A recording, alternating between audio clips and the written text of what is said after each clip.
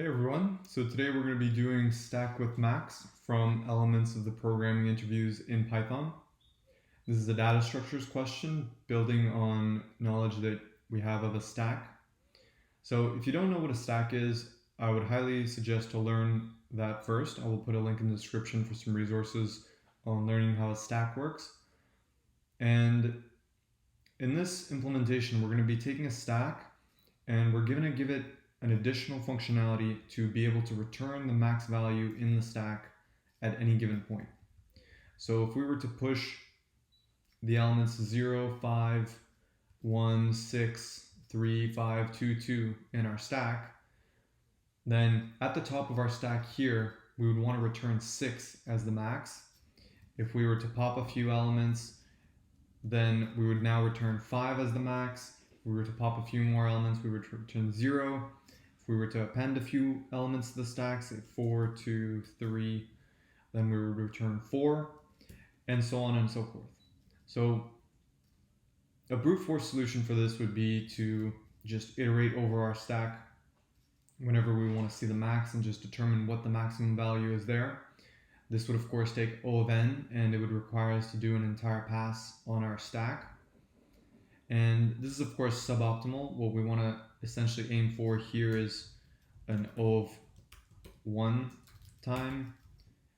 And the other functionality for our stack is obviously going to be checking if it's empty, popping from it, and pushing to it, all of which should also be done in O of 1 time.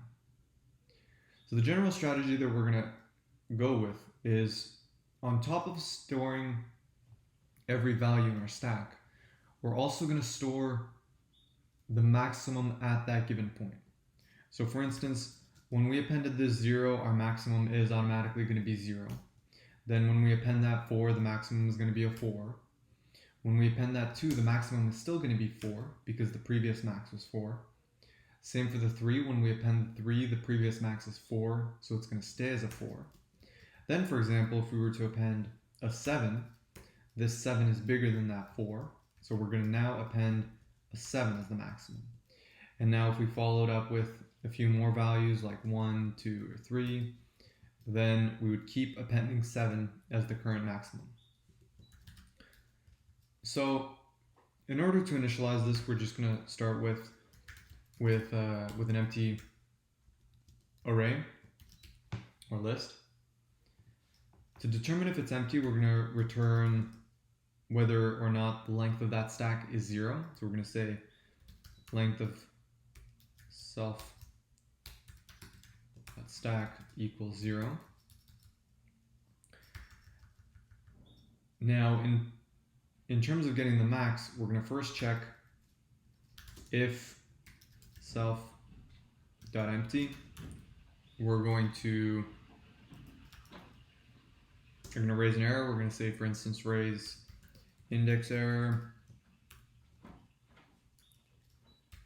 max of empty stack not possible. And then otherwise, if we don't have an empty stack, we're simply going to return the last element and we're going to store the max of it in a tuple. So we're going to keep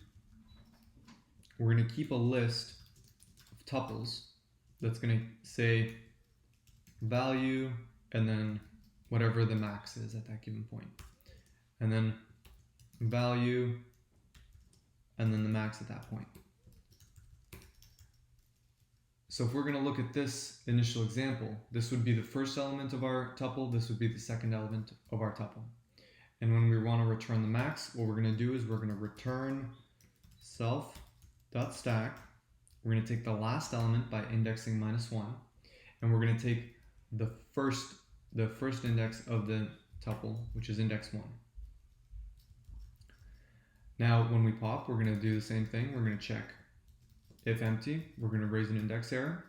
Otherwise, we're just going to do a regular pop. So we're going to say self.stack.pop, and we're going to return the 0th element. So we're going to return self.stack.pop, but we want to return the 0 index because that's the actual value in our stack.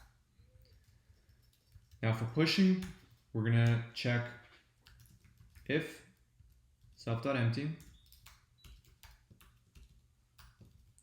We're going to say self.stack.append, and our tuple is just going to be x because x is automatically the maximum. Now otherwise, we're going to say self.stack.append.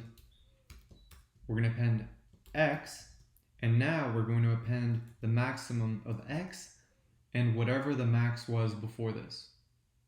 So we're going to say max of self.max. And then at the end, we do not have to return anything for pushing.